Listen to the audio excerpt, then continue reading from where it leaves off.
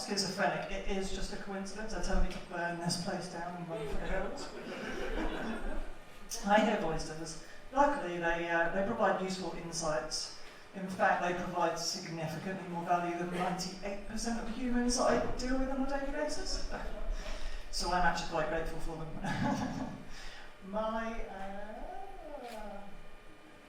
Sorry. Where are my spirits?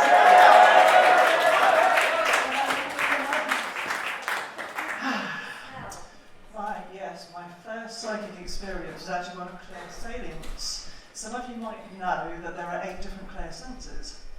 So there's clairvoyance, that's like the most popular Claire in school.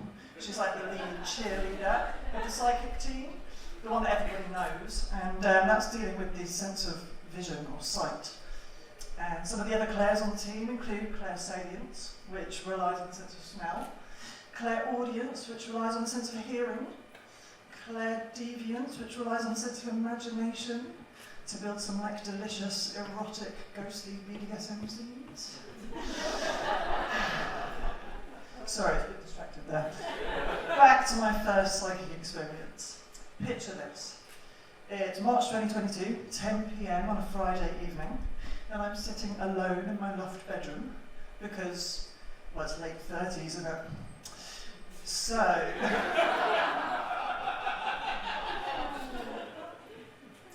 all of a sudden I'm overwhelmed by this intense aroma of a ridiculously eggy fart. I'm like, it wasn't me. I'm a qualified nutritionist. My farts sting out completely incognito. So it took a little moment for my mind to jump to the obvious contender.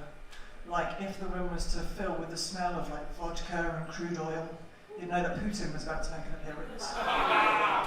Or if your nostrils suddenly filled with the smell, the stink of riches and terrestrial television, you might know Rishi Sunak was on his way.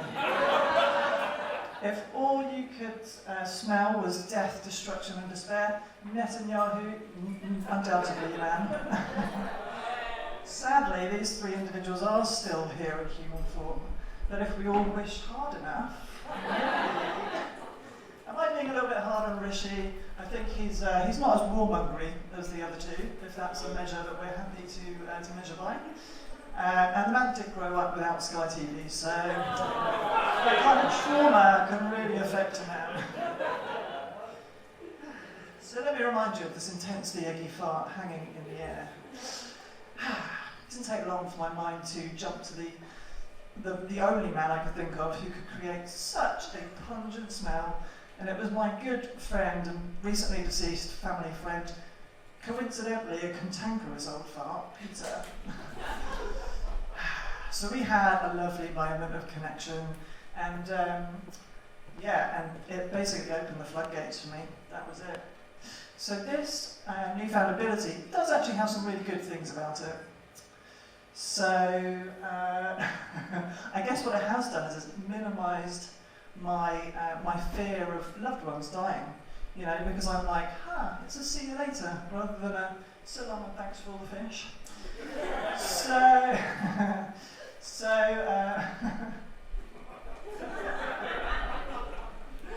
Moment.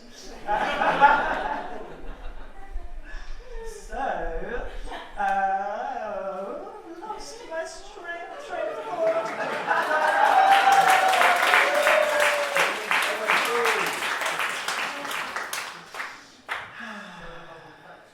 So long and thanks for all the fish.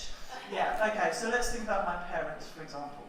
Like, maybe, arguably, it might be a little bit easier once they pass. You know, because I know that the contact between us will be occasional, 0 effort, and focus solely on me.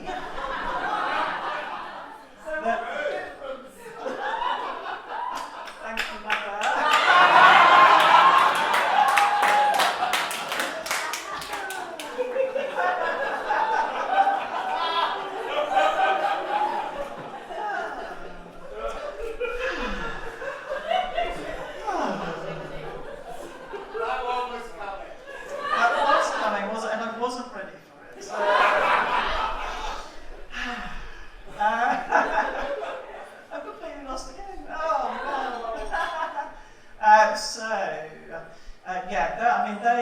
focus on me, people. They'll be dwelling in the divine wisdom of unconditional love and unity by that point.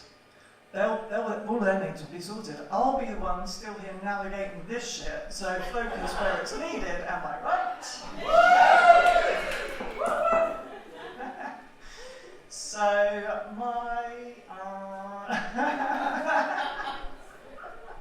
oh man, this is hilarious.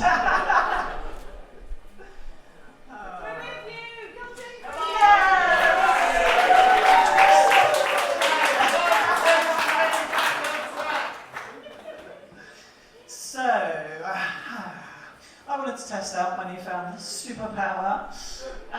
So what I did was, last summer, one sunny afternoon, I went up to my grandma's bench. The intention was to make contact with her. So when my grandma was here in human form, she had a distinct and weird dislike of subsequent grandchildren. She was a big fan of her first offspring, but the more there were, the less she liked them. So as a subsequent grandchild myself, I resolved to make contact with her. So I went up there to her bench, made myself comfy, settled in and waited. Alright, I'll be honest, I blazed off a big spliff, opened my crown chakra, became one with nature, and there she was, right on cue, with her infectious giggle, which I remember so fondly. We had a lovely chat. I gained some fresh insights and understanding her on a deeper level, which was great. So I felt like my first on-demand psychic experience was a massive success.